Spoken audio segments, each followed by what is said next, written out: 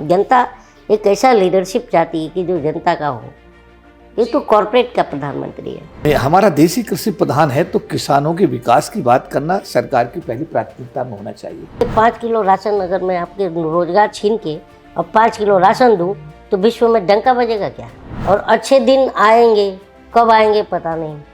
15 लाख आएंगे, कब आएंगे पता नहीं। 2 करोड़ रोजगार मिलेंगे, कब मिलेंगे पता नहीं। नमस्कार साथियों, मेरा नाम है मेघा हिंदुस्तानी और आप देख रहे हैं आर्टिकल 14 इंडिया। आज हम बात करने वाले हैं एक बहुत ही ज्यादा इंपॉर्टेंट विषय के बारे में जो इस वक्त पूरे इंडिया में ट्रेंड कर रहा है। और विषय ये है कि यूट्यूबर ध्रुव राठी की एक वीडियो ने तहलका मचा दिया है। जी हाँ, मैं बात कर रही हूँ उस वीडियो की जिसमें बताया गया है कि किस प्रकार से नरेंद्र मोदी की सरकार में तानाशाही भारत में बढ़ चुकी है। ध्रुव राठी ने तमाम उन घटनाओं का जिक्र किया, तमाम उन हथकंडों का जिक्र किया जिसके माध्यम से भारतीय सरकार तथाकथित लोकतंत्र को दबाने का काम कर रही है। तो आज का विषय यही रहने वाला है और इसी मुद्दे पर चर्चा करने के लिए हमारे साथ 2 खास मेहमान जुड़े हैं। सबसे पहले परिचय करा दूं आपका केपी चौधरी सर से। केपी चौधरी सर जो है ऑल इंडिया जनरल सेक्रेटरी है SC/ST के। दलितों और पिछड़े वर्गों की आवाज को उठाने का काम जो है देश विदेशों में करते आ रहे हैं। इनसे चर्चा करेंगे। साथ ही हमारे साथ दूसरे मेहमान कलीम शेख जी मौजूद हैं। कलीम शेख जी भी एक जाना माना चेहरा है क्योंकि जिस प्रकार से सरकार को घेरने का काम करते हैं और तीखे सवालों से सरकार को जो है त्रस्त कर देते हैं, आपने देखा होगा किस प्रकार से। तो चलिए चर्चा शुरू करते हैं। और सबसे पहले कलीम शेख जी, मैं आपके पास पहले आती हूँ, तो बताइए सर, इस मुद्दे को लेकर क्या सोच रहे हैं आप? लगता है सचमुच कि भारतीय सरकार जो है लोकतंत्र को खत्म कर रही है? देखिए, सबसे पहले तो मैं आपके दर्शकों को मेरा नमस्कार है और आपका भी बहुत बहुत धन्यवाद है कि केपी चौधरी साहब जैसे हस्ती के साथ मुझे आपने बिठाया। और मैं इनका बहुत सारा वीडियोस देखा हूँ, यूनो में भी भाषण वगैरह होता है इनका, बाहर भी। और SC/ST के लिए काफ़ी मतलब लड़ाई लड़ते हैं उनके हक अधिकार के लिए। तो मेरा तो सबसे पहले आपको धन्यवाद है। और रात वाल आपने लोकतंत्र की बात करी है, तो लोकतंत्र अब कहाँ रह गया? जब चुनाव का जब समय के टाइम पर जिस दिन वोटिंग होती है उस दिन ही हमारा प्रधानमंत्री 7-8 किलोमीटर हाथ हिला लेता है रोड के ऊपर। तो कहाँ है लोकतंत्र, बताइए? मैं तो ये मानता हूँ, ये मेरा पॉइंट ऑफ व्यू जी। तो चौधरी साहब के पास आते सर, आपको क्या लग रहा है कि ध्रुव राठी ने वीडियो डाली तो उन पर जो है ये भी बोला गया कि जर्मन में बैठकर एक लड़का इंडिया के बारे में भ्रम फैला रहा है, झूठी खबरें फैला रहा है और सरकार को बदनाम करने की साजिश रच रहा है। क्या लग रहा है सर आपको?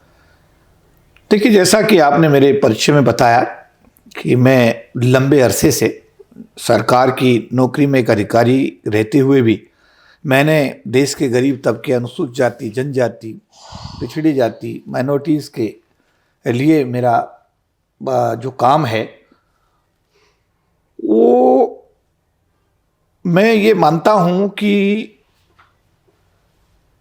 आप अपने कार्य के आधार पर,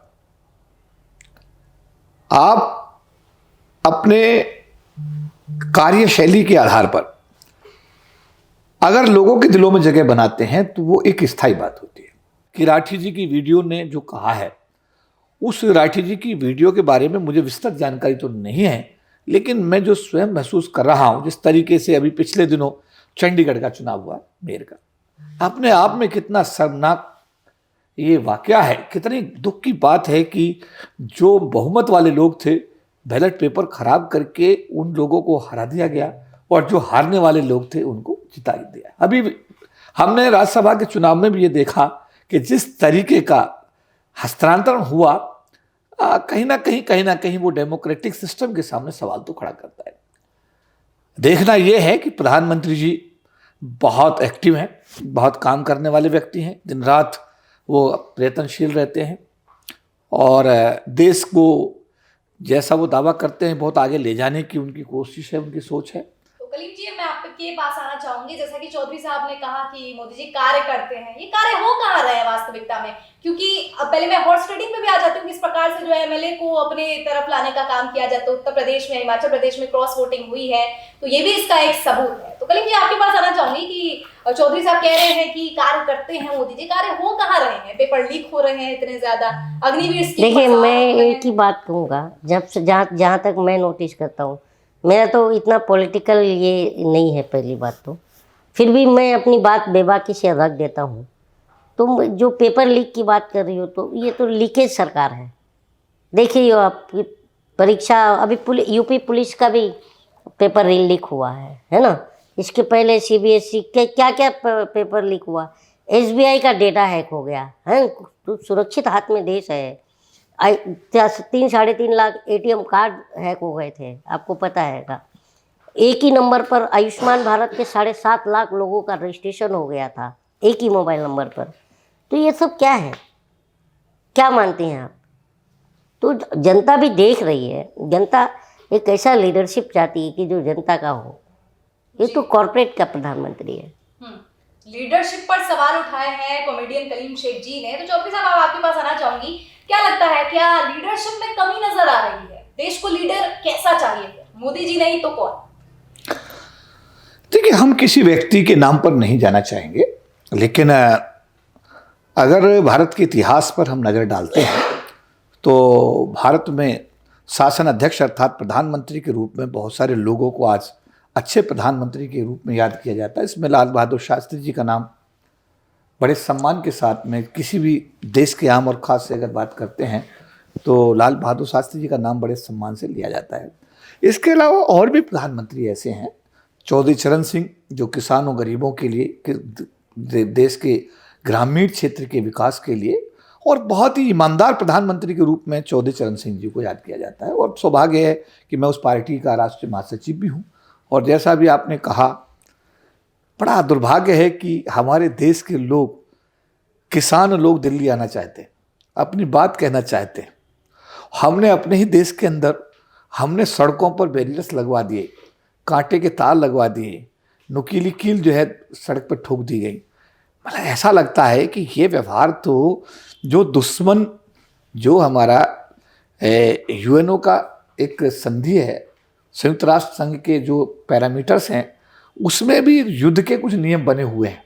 लेकिन यहाँ जिस तरीके का वातावरण किसानों को दिल्ली आने से रोकने के लिए किया गया है, बेहतर ये हो कि जो भी अभी एक वैज्ञानिक हैं जिन्होंने कृषि सुधार पर पूरी अपनी रिपोर्ट दी है, उनको भारत रत्न उपाधि से उनको सम्मानित किया गया है।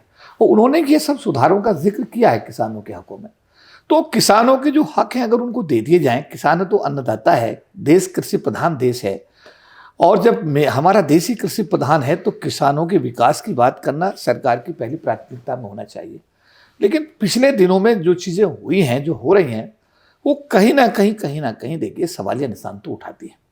तो मेरा तो आपके टीवी चैनल के माध्यम से माननीय प्रधानमंत्री जी से ये अनुरोध रहेगा कि वो, उनकी जो इच्छा शक्ति है, मेरे जितने भी प्रधानमंत्री भारत में आए, इंदिरा गांधी के बाद दूसरा प्रधानमंत्री को मैं देखता हूँ जिसकी इच्छा शक्ति बहुत ज़्यादा है काम करने की। जैसे इंदिरा गांधी ने देश का राष्ट्रीयकरण किया, इंदिरा गांधी ने बैंकों का मतलब राष्ट्रीयकरण किया, बीमा कंपनियों का राष्ट्रीयकरण किया, इंदिरा गांधी जी ने ऑपरेशन जो ब्लू स्टार था अमृतसर वाला वो किया। बहुत सारे कामों के लिए इंदिरा गांधी को एक मतलब ये समझिएगा कि उन्हें लोह महिला के रूप में जाना जाता है। उनके डिसीजंस की मतलब आज भी लोग सराहना करते हैं। उसके बाद में जो दूसरे प्रधानमंत्री को मैं कहूँगा जिनमें इच्छा शक्ति है वो माननीय नरेंद्र मोदी जी हैं। लेकिन सवाल अब इस बात का है कि बहुत सारे निर्णय हमको अपने रिव्यू करने चाहिए।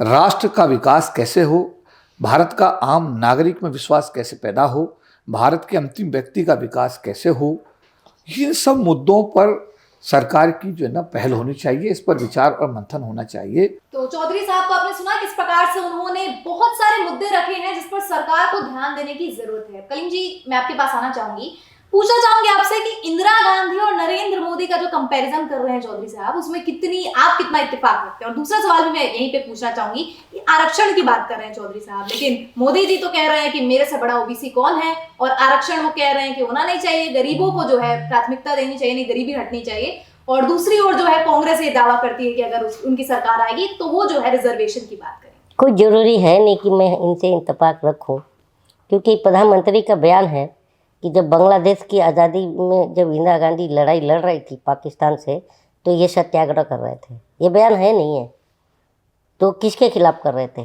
पाकिस्तान के खिलाफ कर रहे थे या इंदिरा गांधी के खिलाफ कर रहे थे? ये तो सवाल बनता है, लेकिन मीडिया है नहीं, पूछे कहाँ से?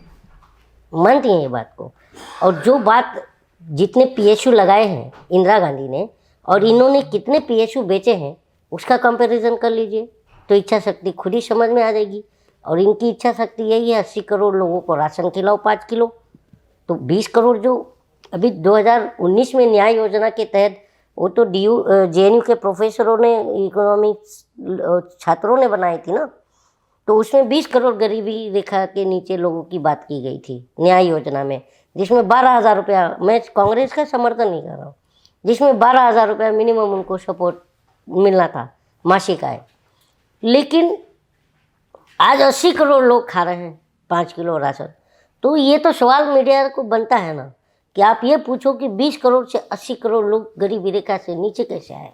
इसका जिम्मेदार तुम हो, और आप तो छाती पीट रहे हो कि मेरी योजना का विश्व में डंका बज रहा है।